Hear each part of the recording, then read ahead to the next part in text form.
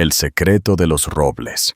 Un legado en peligro. Hola a todos, amantes de las historias que te dejan sin aliento. Antes de sumergirnos en este torbellino de emociones, asegúrate de darle me gusta a este video. Suscríbete a nuestro canal para no perderte ninguna de nuestras narrativas épicas y activa la campanita para recibir notificaciones. Tu apoyo nos impulsa a crear más contenido como este. El tintineo de un tenedor de plata contra la porcelana fina era el único sonido que se atrevía a romper el silencio ensordecedor. Isabel estaba atónita, las luces de la ciudad de Madrid parpadeando cruelmente a través de la ventana panorámica de El Cielo de Castilla, un restaurante tan exclusivo que parecía cenar entre las estrellas. Pero su mundo acababa de desplomarse. Al otro lado de la mesa, la silla que una vez ocupó su esposo, el magnate millonario, Diego Los Robles, estaba completamente vacía. Acababa de pronunciar 5 palabras que destrozaron su realidad. No puedo hacer esto más. Antes de levantarse, arrojar una tarjeta de crédito platino sobre la mesa y marcharse, dejando a su esposa, embarazada de 6 meses, sola en un mar de juicio y lástima. Poco sabía él que esta humillación pública era solo el primer acto de un drama que desentrañaría una dinastía. El aire en El Cielo de Castilla estaba impregnado del aroma a dinero y ambición, una fragancia a la que Isabel se había acostumbrado durante sus 3 años de matrimonio con Diego Los Robles. Era un perfume de certificados de acciones recién impresos, cuero caro y el sutil, casi metálico sabor del poder. Sin embargo, esa noche olía a cenizas. Diego había estado distraído toda la noche. Sus ojos zafiro, usualmente tan llenos de vida y una chispa traviesa cuando la miraban, estaban distantes y fríos. Apenas había probado sus vieiras a la plancha, su plato favorito. Giró el líquido rojo rubí en su copa de vino, un Vega Sicilia único de 1982, que costaba más que su primer coche, con la mandíbula tensa. Isabel había intentado cerrar el abismo que inexplicablemente se había abierto entre ellos en el trayecto en coche. ¿Está todo bien con el acuerdo de Cruz de Plata, cariño?, había preguntado, su mano apoyada en su rodilla. Él se había encogido, un movimiento apenas perceptible, pero para una mujer que había estudiado el paisaje de los estados de ánimo de su esposo como una cartógrafa experimentada, fue un cambio sísmico. Está bien, había respondido secamente, su mirada fija en el desenfoque de los brillantes escaparates de la Gran Vía. Ahora, sentada frente a su silla vacía, la palabra bien resonaba en su mente como una cruel broma. Él la había convocado aquí, a su lugar, el restaurante donde le había propuesto matrimonio con un mensaje críptico. Necesitamos hablar. El Cielo de Castilla. 20 Senlirirosa. Ella había pasado la tarde en un estado de nerviosa emoción, su corazón revoloteando con la esperanza de que finalmente estuviera listo para abordar la creciente distancia entre ellos. Había elegido su vestido con cuidado, un vestido de seda de Valentino, de un verde esmeralda profundo, que fluía sobre su vientre incipiente, un testimonio silencioso de la nueva vida que llevaba. Su hijo había llegado radiante, una imagen de maternidad expectante y felicidad conyugal, solo para ver ese retrato destrozado en pedazos. No puedo hacer esto más, había dicho, su voz desprovista de la calidez de la que se había enamorado. Era la voz de Diego Los Robles, el CEO, el hombre que podía destripar a una empresa rival con una sola decisión brutal.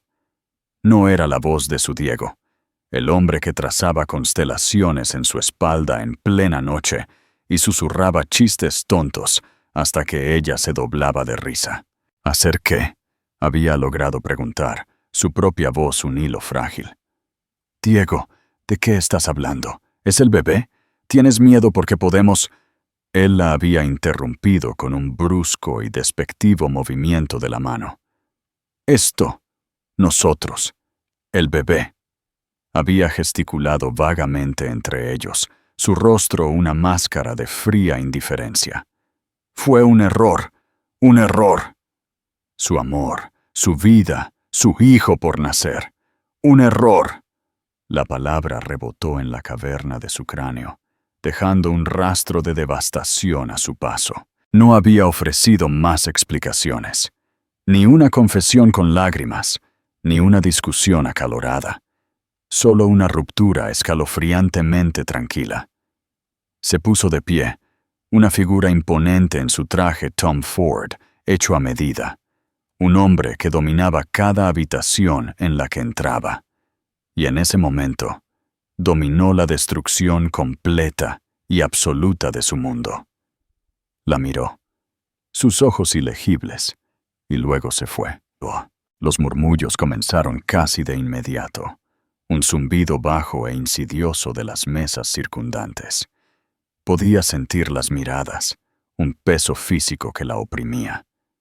La pareja de la mesa de al lado, un gestor de fondos de cobertura que vagamente reconocía, y su esposa con cirugía estética, susurraban detrás de sus menús, sus ojos parpadeando hacia ella con una mezcla de curiosidad mórbida y compasión engreída. Ya no era Isabel Los Robles, esposa de un titán. Era un espectáculo, la mujer embarazada abandonada por el millonario. Un camarero, un joven de ojos amables cuyo nombre no recordaba, se acercó a su mesa. Su expresión, una cuidadosa mezcla de profesionalismo y simpatía. Señora Los Robles, ¿todo bien?, se interrumpió, señalando la silla vacía. Tuvo una llamada urgente, mintió, las palabras con sabor a veneno en su lengua. Sus manos temblaron al alcanzar su vaso de agua, el cristal frío contra su piel febril. Tenía que salir de allí. ¿Pero a dónde iría? Su extenso ático en el Paseo de la Castellana de repente se sintió como una jaula dorada, un monumento a una vida que ya no era suya. Rebuscó su teléfono en su bolso Bottega Veneta, sus dedos torpes y entumecidos. Se desplazó por sus contactos, una lista de nombres que de repente se sentían como extraños. Sus amigos, en su mayoría esposas de los socios comerciales de Diego, ofrecerían cumplidos y luego diseccionarían su desgracia durante el brunch al día siguiente. Su propia familia, una tranquila familia de clase media de un pueblo pequeño de Castilla, estaría desconsolada. Su mundo patas arriba por una realidad que nunca habían entendido del todo. Las lágrimas le picaron los ojos, calientes y vergonzosas. No lloraría, no aquí, no delante de ellos. Tomó una respiración profunda y temblorosa, el aire caro un cruel recordatorio de la vida que estaba perdiendo. Tenía que ser fuerte por su bebé. Reuniendo una fuerza que no sabía que poseía, se puso de pie, con la espalda recta. Ignoró los susurros, las miradas, la compasión asfixiante.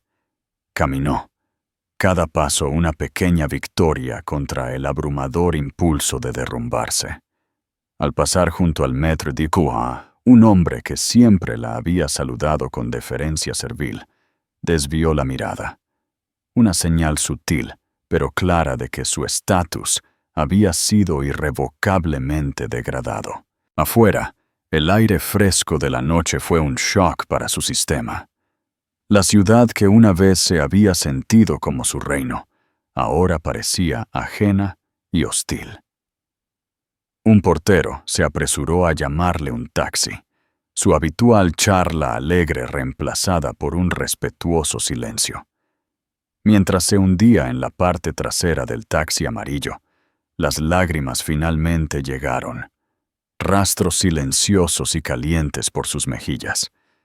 El brillante horizonte se difuminó en un caleidoscopio de promesas rotas y sueños destrozados. Tenía 6 meses de embarazo, estaba sola, y su vida acababa de ser detonada. El viaje en taxi fue un borrón de neón y lágrimas. Isabel le dio al conductor la dirección de su ático por pura costumbre.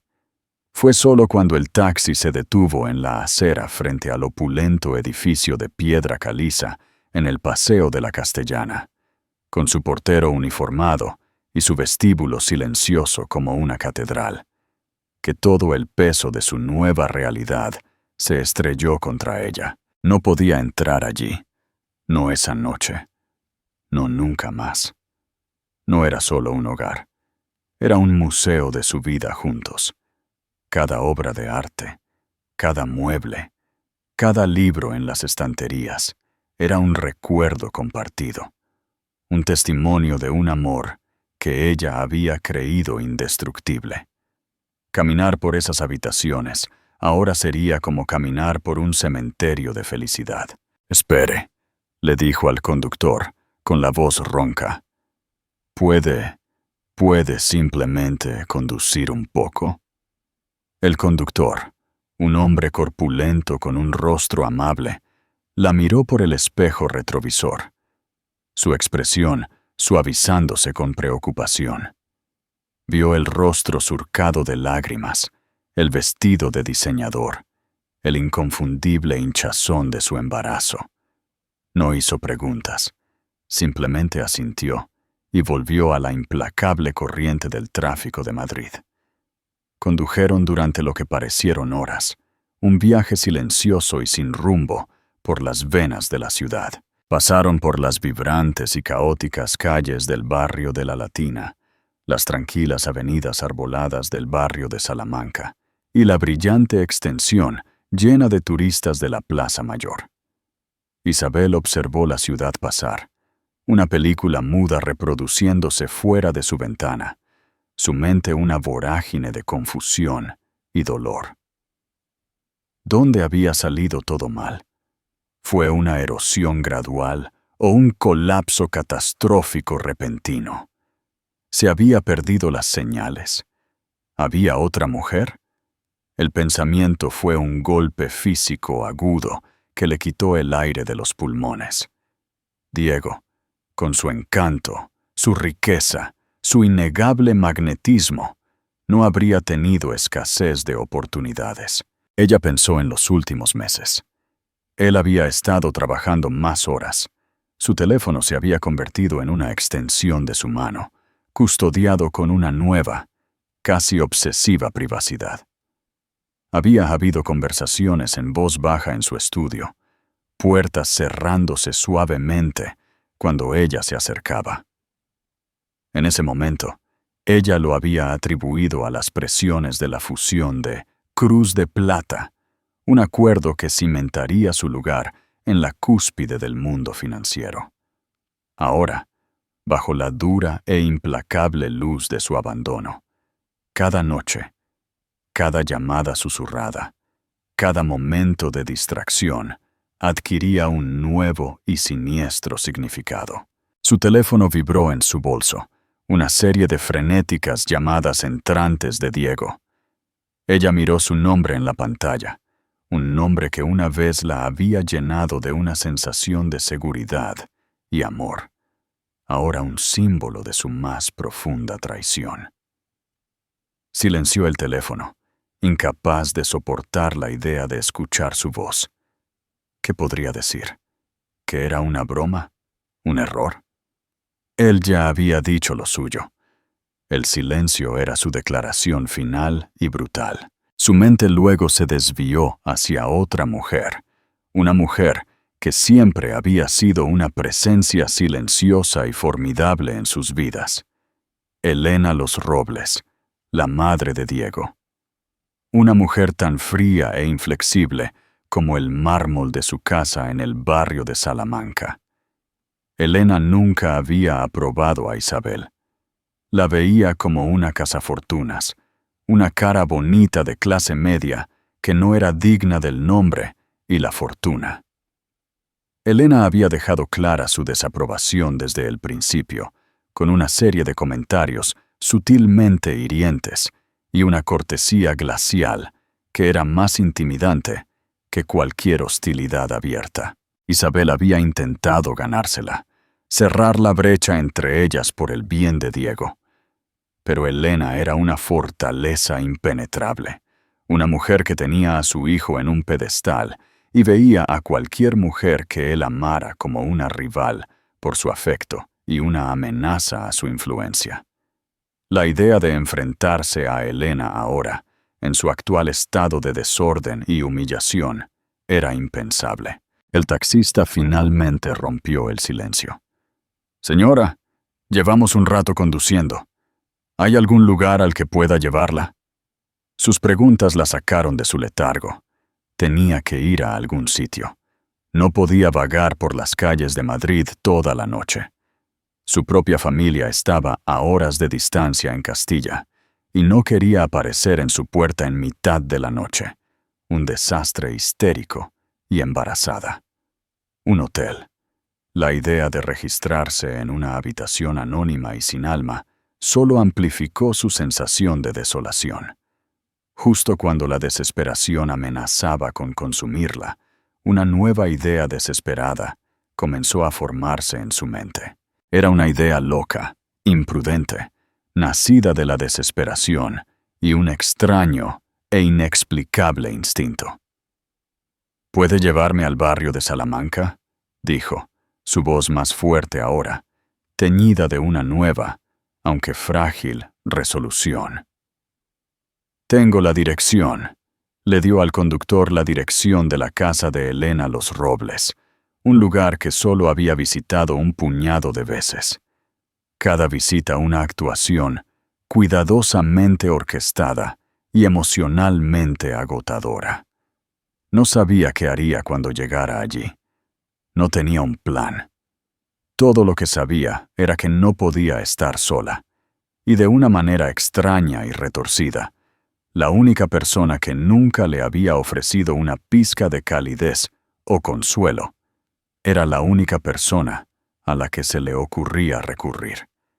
Quizás era un deseo de confrontación, una necesidad de enfrentar a la mujer que siempre la había visto como una intrusa, o quizás, en el rincón más profundo e irracional de su corazón, era una desesperada súplica de ayuda.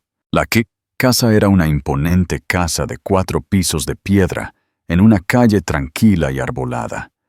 Exudaba un aura de viejo dinero y prestigio intocable.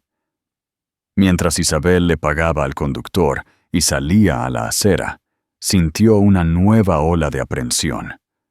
La casa estaba oscura, salvo por una sola luz que brillaba en una ventana de la planta baja. Era después de medianoche. ¿Qué estaba haciendo?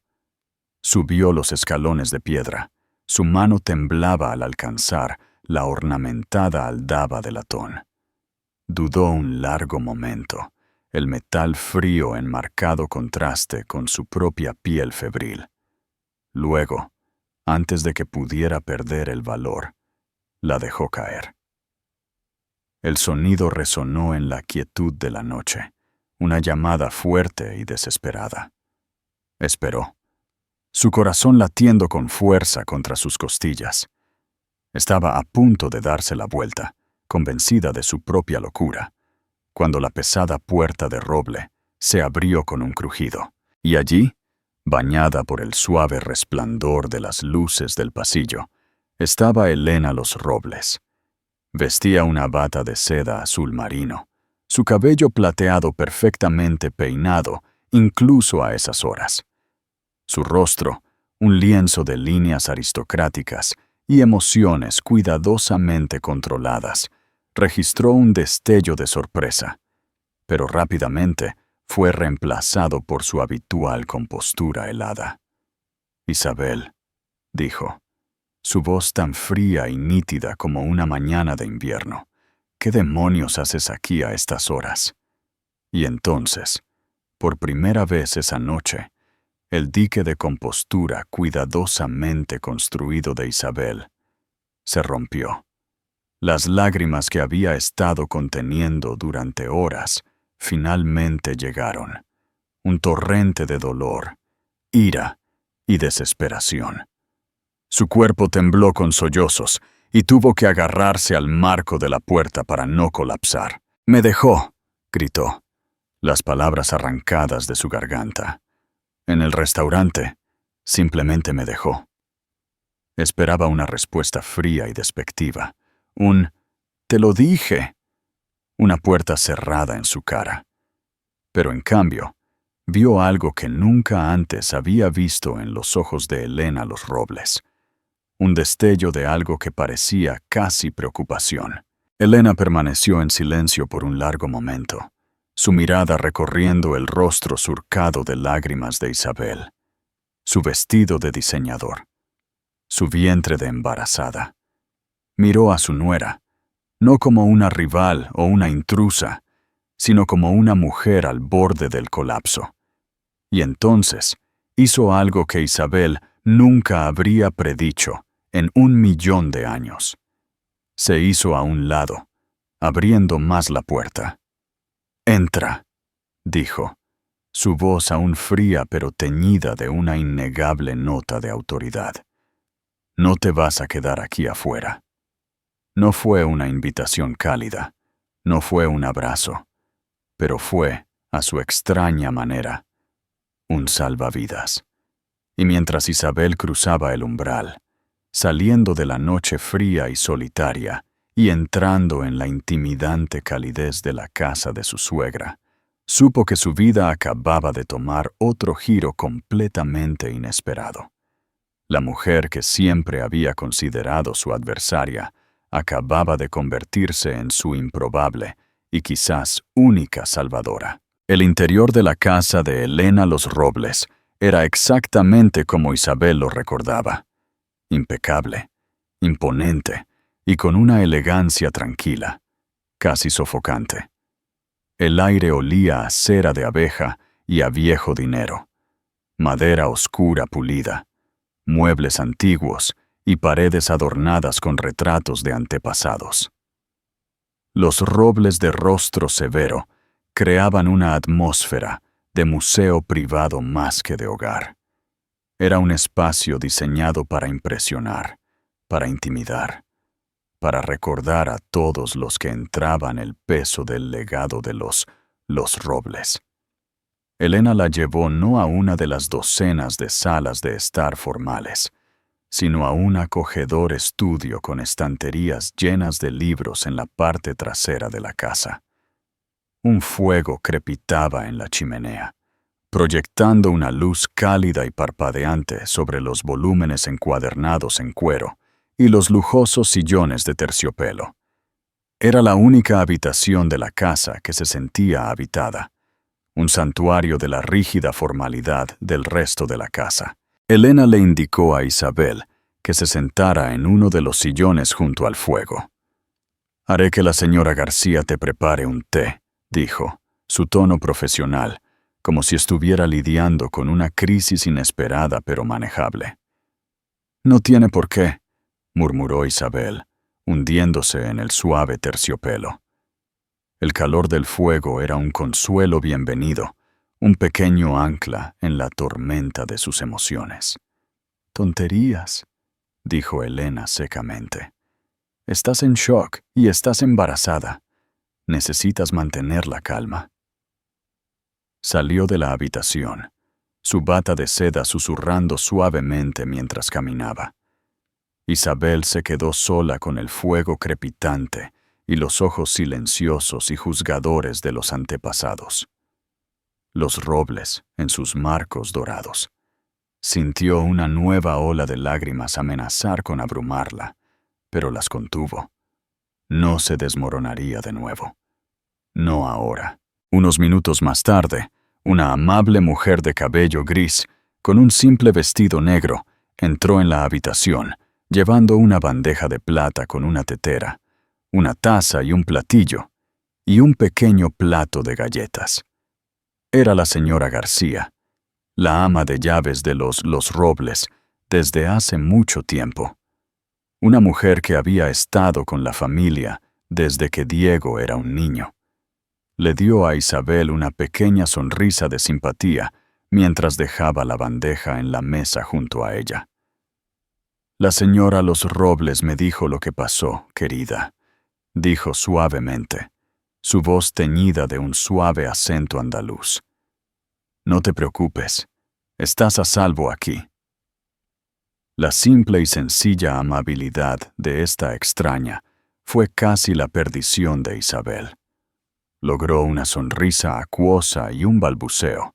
«Gracias», mientras la señora García le servía una taza de té de manzanilla. Elena regresó justo cuando la señora García se iba. Se sentó en el sillón frente a Isabel, su postura recta, sus manos cuidadosamente dobladas en su regazo. La luz del fuego jugaba en su rostro, suavizando las líneas duras, pero no la intensidad de su mirada. Durante mucho tiempo, ninguna de las dos habló. Isabel sorbió su té, el líquido caliente un bálsamo relajante para sus nervios alterados. El silencio no era cómodo, pero tampoco era hostil. Era una tregua extraña e inesperada, un alto el fuego temporal en su larga guerra no declarada. Finalmente, Elena rompió el silencio. «Cuéntamelo todo», dijo, su voz tranquila pero firme. «Desde el principio». Y así lo hizo Isabel. Las palabras brotaron de ella, un torrente emocional desordenado. Le contó sobre el mensaje críptico, la cena tensa, las palabras frías y despectivas, la humillación pública. Le habló de la creciente distancia entre ella y Diego en los últimos meses, las llamadas telefónicas susurradas, las noches hasta tarde en la oficina.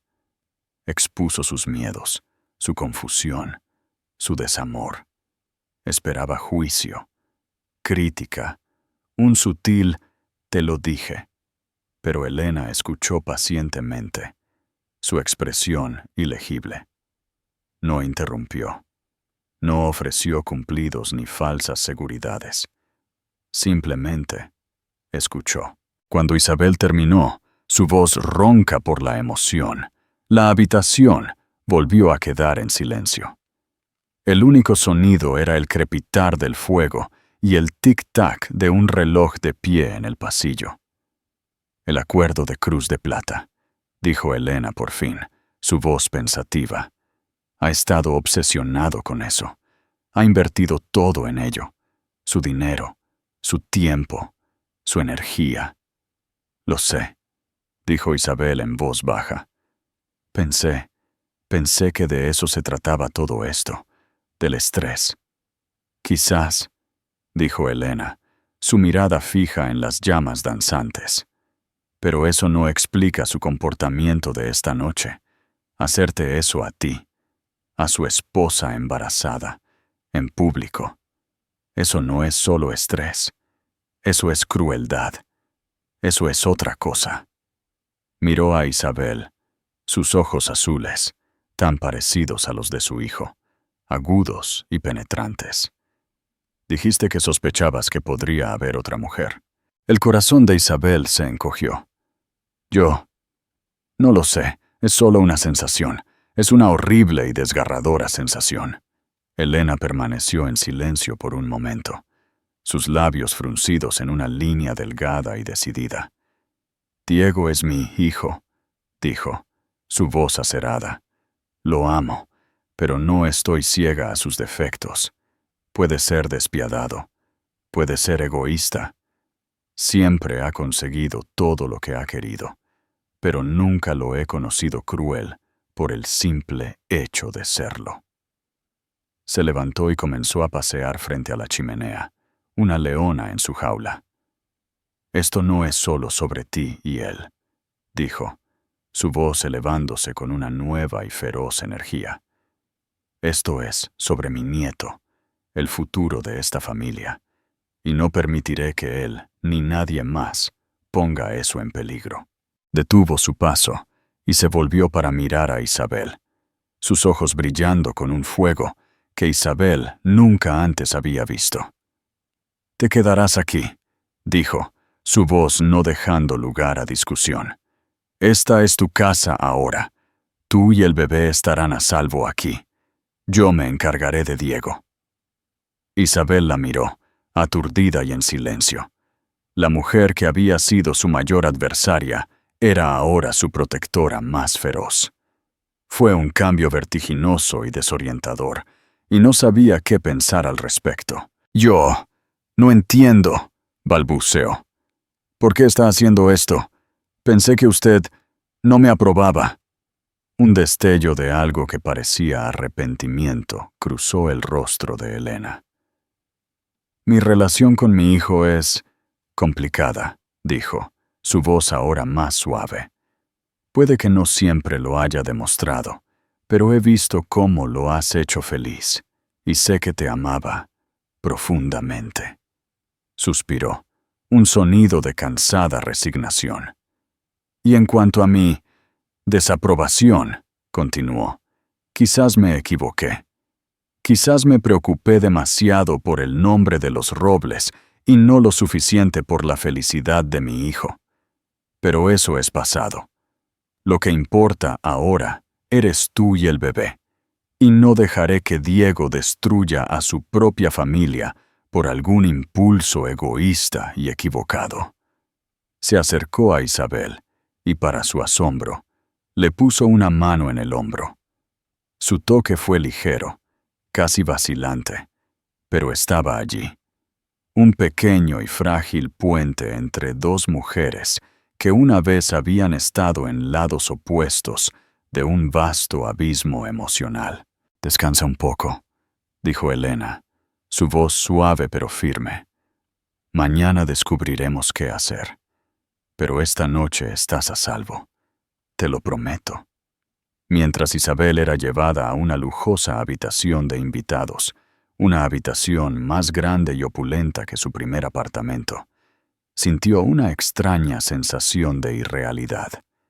El día había sido una pesadilla de proporciones épicas, una montaña rusa de emociones que la había dejado magullada y golpeada. Pero mientras se hundía en la suave cama con dosel bajo el techo protector de su antigua enemiga, sintió un atisbo de algo que no había sentido desde que Diego salió de ese restaurante. Una pequeña y frágil chispa de esperanza. No sabía lo que traería la mañana. No sabía si su matrimonio realmente había terminado, si su esposo estaba con otra mujer, si su vida tal como la conocía se había ido para siempre. Pero sabía una cosa con certeza: no estaba sola. Y en la batalla que se avecinaba, acababa de ganar al más improbable y poderoso de los aliados. La guerra acababa de ser declarada, y las dos señoras Los Robles estaban a punto de marchar a la batalla. Los días que siguieron fueron un torbellino de reuniones clandestinas, llamadas telefónicas susurradas, y la tranquila y meticulosa recopilación de municiones. La casa de Elena se transformó de un museo de orgullo ancestral en una sala de guerra. El estudio, una vez un lugar de tranquila contemplación, era ahora el centro de mando. Su escritorio de caoba cubierto de informes financieros, documentos legales y fotos de vigilancia. Isabel, aún recuperándose del shock de las revelaciones, encontró un extraño sentido de propósito en medio del caos. El desamor inicial que lo consumía todo comenzó a retroceder, reemplazado por una ira fría y latente. Una ira dirigida no solo a Diego por su debilidad y traición, sino a los Rossi por su codicia depredadora y parasitaria.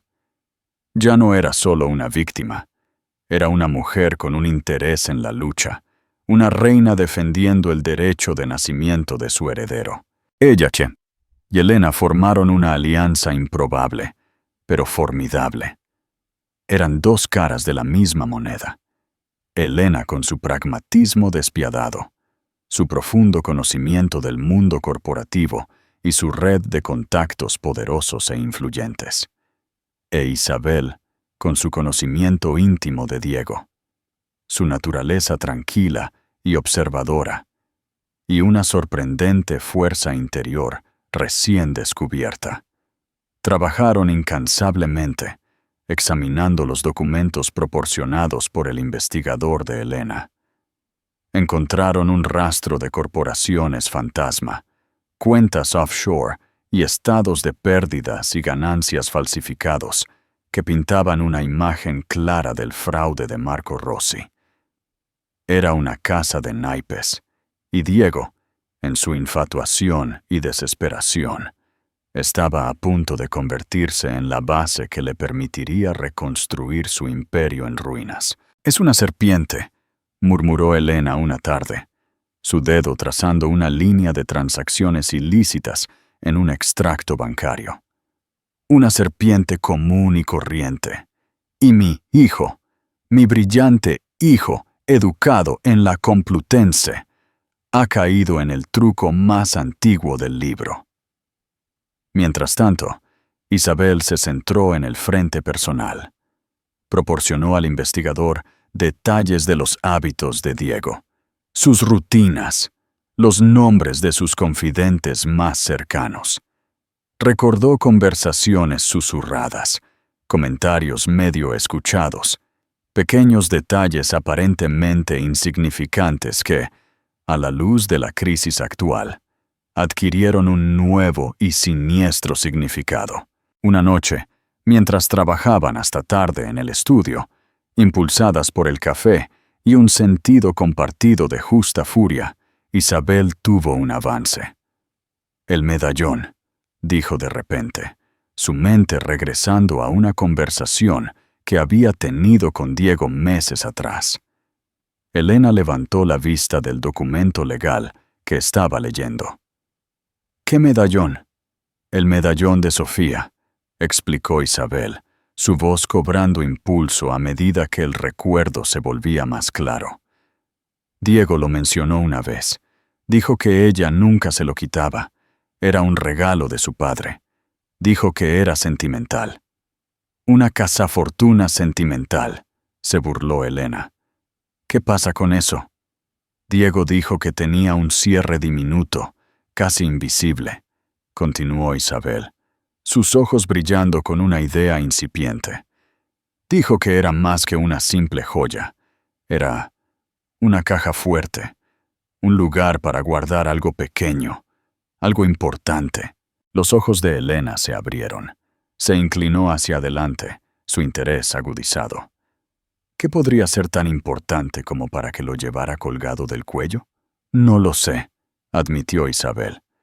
Pero Diego estaba fascinado con eso. Dijo que era una obra maestra de la ingeniería, y dijo que Marco Rossi tenía uno similar, un alfiler de corbata. Elena se puso de pie en un instante, su mente acelerada.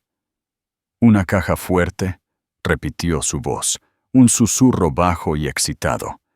«Un dispositivo de almacenamiento portátil y seguro. ¿Y si ahí es donde guarda su ventaja? La prueba de su fraude, lo único que podría incriminarlo sin lugar a dudas». Era una apuesta arriesgada, una jugada salvaje y desesperada. Pero era lo único que tenían, que iba más allá de los registros financieros y la evidencia circunstancial. Era una posible pistola humeante. «Necesitamos conseguir ese medallón», dijo Elena, su voz firme y decisiva. «Y ese alfiler de corbata». La pregunta era cómo. No podían simplemente acercarse a Sofía y Marco Rossi y exigir sus joyas. Necesitaban un plan, una forma de acercarse a ellos para tomarlos desprevenidos. Y entonces Isabel tuvo otra idea, un plan tan audaz, tan arriesgado, que incluso a Elena le quitó el aliento. «La gala benéfica de la Fundación Los Robles», dijo Isabel, su voz tranquila pero firme. «Es la próxima semana. El evento social más grande del año. Los Rossi estarán allí. No se atreverían a perder la oportunidad de alardear de su nuevo estatus social elevado». Elena la miró. Una lenta y apreciativa sonrisa se extendió por su rostro. «¿Quieres organizar una confrontación pública?», dijo, su voz llena de un nuevo y a regañadientes respeto por su nuera. «No», respondió Isabel, su mirada firme e inquebrantable. «Quiero organizar una redención pública, para Diego, y una caída pública, para los Rossi». El plan era simple en su audacia. Utilizarían la gala, un evento que estaría lleno de las figuras más poderosas e influyentes de la ciudad, como su escenario. Elena trabajaría con sus contactos, sembrando dudas sobre el acuerdo de Cruz de Plata, creando un zumbido de especulaciones negativas que pondría a Marco Rossi a la defensiva. Isabel, mientras tanto, interpretaría el papel de la esposa agraviada, pero no una rota y lamentable. Sería una figura de gracia, dignidad y tranquila fortaleza. Estaría allí del brazo de Diego, un frente unido, una imagen de un matrimonio que había capeado una tormenta y había salido más fuerte por ello. La pieza crucial final del plan implicaba conseguir el medallón y el alfiler de corbata. Para eso, necesitarían un profesional. Elena hizo una llamada a un hombre al que se refirió solo como el señor Ruiz, un exagente de inteligencia que ahora dirigía una empresa de seguridad discreta de alto nivel. Era un experto en lo que él llamaba adquisición de activos. La semana previa a la gala fue un torbellino de preparativos. Isabel y Elena trabajaron en perfecta armonía sincronizada, un ejército de dos mujeres preparándose para su día D. Isabel tuvo una prueba para un nuevo vestido, un impresionante Oscar de la Renta, hecho a medida en un azul zafiro profundo que combinaba con sus ojos y irradiaba una tranquila y regia confianza. Se reunió con un experto en relaciones públicas, un amigo de Elena, que la instruyó sobre cómo manejar las inevitables preguntas de la prensa, cómo proyectar un aura de gracia tranquila e inexpugnable. La parte más difícil del plan para Isabel fue la perspectiva de volver a ver a Diego. No había hablado con él desde la confrontación fuera de la casa. Él había enviado un aluvión de mensajes de texto y correos electrónicos, todos los cuales ella había ignorado por consejo de Elena. La noche antes de la gala, sin embargo, él apareció de nuevo en la casa. Esta vez no estaba enojado ni exigente. Estaba destrozado.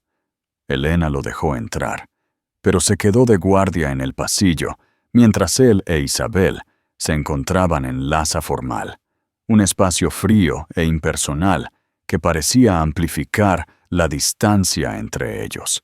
Él se veía terrible. Había perdido peso y sus ojos estaban llenos de una profunda y atormentadora desesperación. «Isabel», comenzó, su voz ronca por la emoción. «Yo lo siento mucho por todo». Ella escuchó, su corazón un nudo frío y duro en su pecho mientras él intentaba explicarse. Le contó sobre el chantaje, sobre las amenazas, sobre su miedo por ella y el bebé. Le dijo que alejarla era la única forma en que se le ocurría protegerla. «Te amo», dijo, su voz quebrándose. «Nunca dejé de amarte. Todo fue una mentira. Todo, excepto mi amor por ti». Las lágrimas corrían por su rostro, las lágrimas de un hombre que lo había perdido todo. Y en ese momento, la ira de Isabel comenzó a derretirse, reemplazada por una ola de lástima y un resurgimiento del amor profundo y duradero que siempre había sentido por él. Era un tonto débil y equivocado, pero era su tonto. Lo sé, dijo suavemente. Lo sé todo, Diego. Él la miró, sus ojos muy abiertos por la confusión. ¿Qué? ¿Qué quieres decir? Sé lo de los Rossi, dijo, su voz firme. Sé lo del fraude, sé lo del chantaje, y sé que estabas tratando de protegerme. Respiró hondo. Y mañana por la noche, dijo, vamos a arreglarlo, todos nosotros. Ella explicó el plan, su voz tranquila y segura. Le contó sobre su alianza con su madre, sobre el investigador, sobre el señor Ruiz. Le dijo lo que tenía que hacer: interpretar el papel de esposo devoto, permanecer a su lado y confiar en ellos. Él escuchó, aturdido y en silencio, una mirada de asombro e incredulidad en su rostro. Estaba viendo un lado de su esposa y su madre que nunca había sabido que existía.